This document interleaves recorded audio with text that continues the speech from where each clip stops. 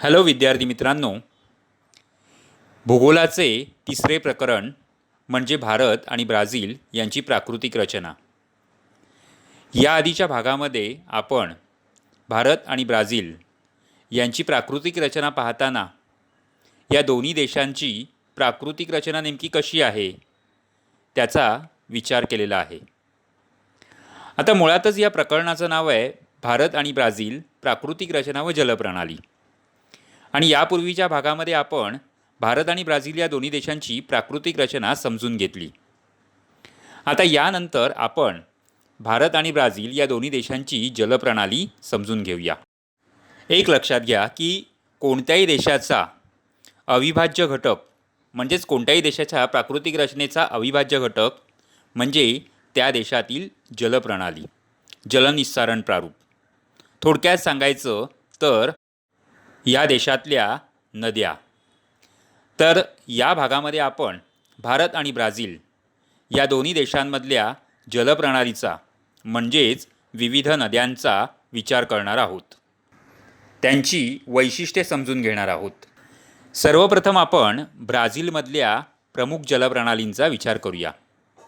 या ठिकाणी पहा की ब्राझीलचा नकाशा तुमच्या पाठ्यपुस्तकात दिलेलाच आहे।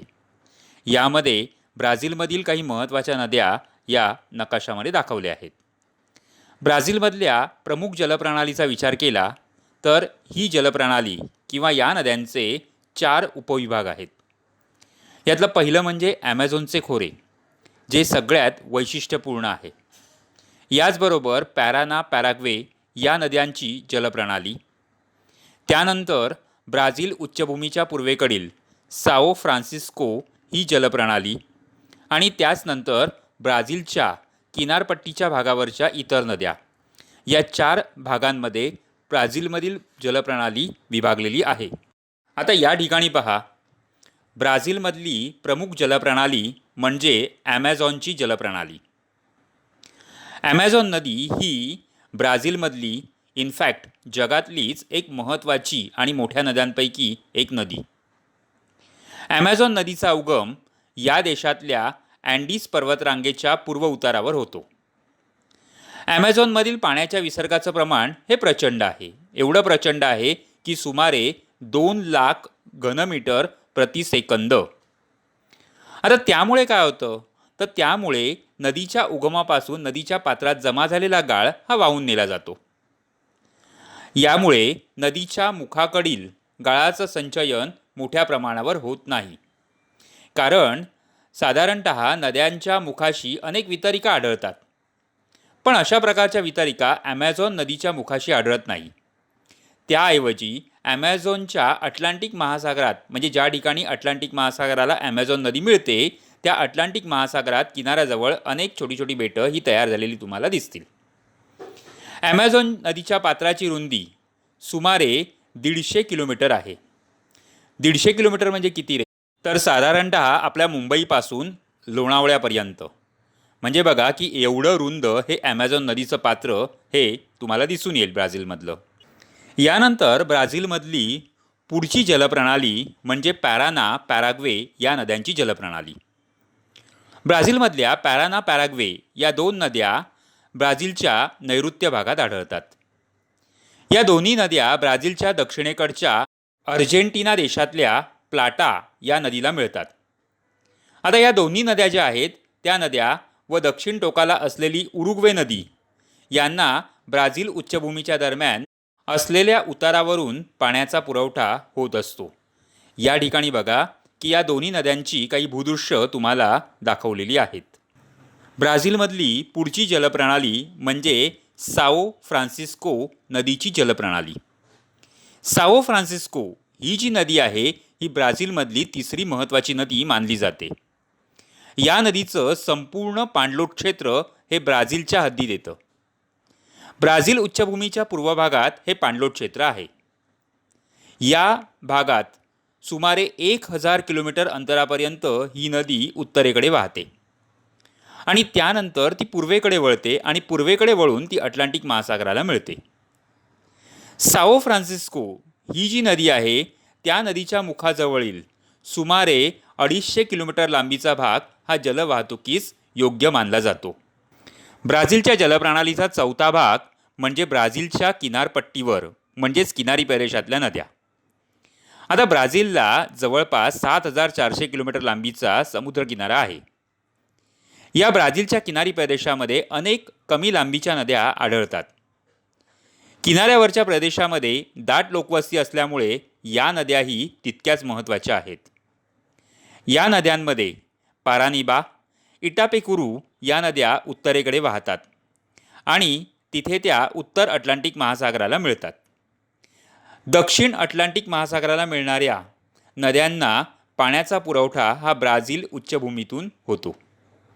पुरागुआकू नदी साल्वाडोरजवळ अटलांटिक महासागराला मिळते. तर अशा प्रकारे या ब्राझीलच्या जलप्रणालीची म्हणजेच विविध नद्यांविषयी आपण माहिती मिळवली. यानंतर आपण भारताच्या जलप्रणालीकडे वळूया. आता या ठिकाणी पहा, या भारताच्या नकाशामध्ये तुम्हाला भारतातल्या वेगवेगळ्या नद्या आणि सरोवरे तुम्हाला दिसतील. हा नकाशा तुमच्या पाठ्यपुस्तकातही आहे, तो नीट व्यवस्थित अभ्यासा. भारतीय जलप्रणालीचा विचार केला तर भारतातील नद्यांचे 2 उपप्रकार आहेत. एक म्हणजे हिमालयात उगम पावणाऱ्या नद्या आणि दुसरं भारताच्या द्वीपकल्पीय पठारी भागात उगम पावणाऱ्या नद्या. आता हिमालयात उगम पावणाऱ्या नद्यांचा विचार केला ना तर त्यामध्ये परत 2 उपविभाग आहेत. एक म्हणजे पश्चिमेकडे वाहून अरबी समुद्राला मिळणाऱ्या सिंधू आणि तिच्या उपनद्यांची जलप्रणाली आणि पूर्वेकडे वाहून बंगालच्या उपसागराला मिळणाऱ्या गंगा आणि तिच्या उपनद्या. द्वीपकल्पीय नद्या म्हणजेच भारताच्या दक्षिण भागामध्ये उगम पावणाऱ्या नद्या ज्या आहेत त्या नद्यांमध्ये सुद्धा 2 प्रमुख उपप्रकार आहेत. एक म्हणजे पश्चिम वाहिनी नद्या ज्या अरबी समुद्राला मिळतात आणि पूर्ववाहिनी नद्या ज्या बंगालच्या उपसागराच्या दिशेने वाहतात. सर्वप्रथम आपण हिमालयातील नद्यांची माहिती मिळवूया. काय बरं वैशिष्ट्य आहेत हिमालयातील नद्यांची? तर हिमालयातील बहुतेक प्रमुख नद्या या हिमालयातल्या विविध हिमनद्यांमधून उगम पावतात. आता हिमनद्यांमधून उगम पावल्यामुळे उन्हाळ्यातही या नद्यांमधून पाण्याचा मोठ्या प्रमाणावर विसर्ग होतो. पावसाळ्यात हिमालय क्षेत्रामध्ये जो पाऊस पडतो त्यामुळे या नद्यांना पूर येतो. पावसाळ्यात आणि उन्हाळ्यात दोन्ही वेळेला या नद्यांना पाण्याचा पुरवठा होत असल्याने या नद्या बारमाही म्हणजेच 12ही महिने वाहणाऱ्या नद्या आहेत. आपण यापूर्वीच बघितलं की हिमालयातल्या नद्या या गटात सिंधू आणि तिच्या उपनद्या आणि गंगा व तिच्या उपनद्या अशा 2 समूहांचा समावेश केला जातो. तर सर्वप्रथम आपण सिंधू व तिच्या उपनद्या या जलप्रणालीचा विचार करू. सिंधू आणि तिच्या उपनद्या म्हणजेच झेलम, चिनाब, रावी आणि बियास या पश्चिम हिमालयात म्हणजेच जम्मू काश्मीर राज्यातून वाहतात. नकाशात पाहिलं तर तुमच्या लक्षात येईल की या सर्व नद्या या एकमेकींना बऱ्याचशा समांतर दिशेने वाहताना दिसतील. सिंधूची प्रमुख उपनदी आहे सतलज.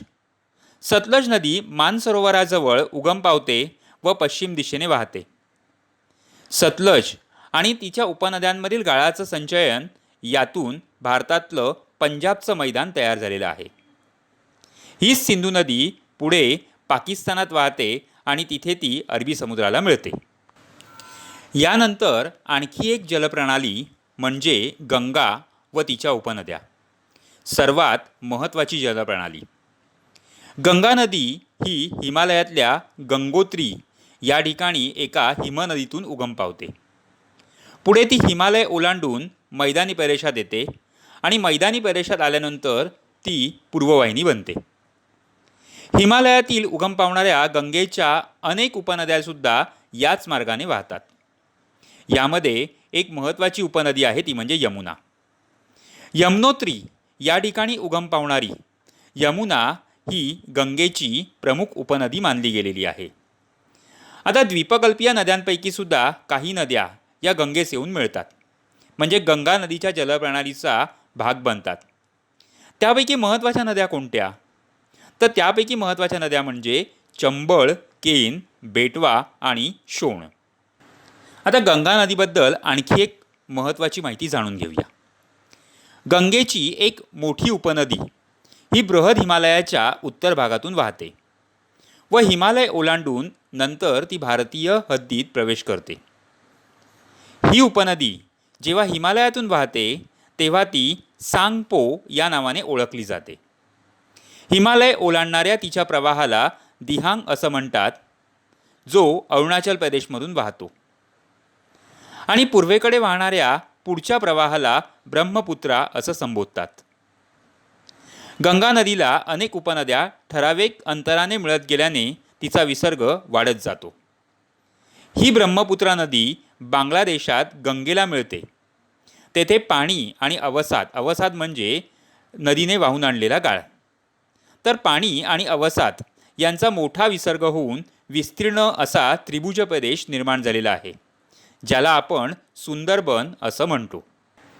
आता यानंतर भारतीय नद्यांचा दुसरा गट म्हणजे द्वीपकल्पीय नद्या.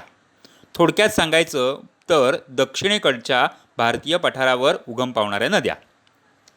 आता या द्वीपकल्पीय नद्या आहेत त्या नद्यांचे पश्चिम वाहिनी आणि पूर्व वाहिनी असं वर्गीकरण केलं जातं. द्वीपकल्पाच्या पश्चिम भागात पश्चिम घाट हा या द्वीपकल्पीय नद्यांचा महत्त्वाचा जलविभाजक आहे.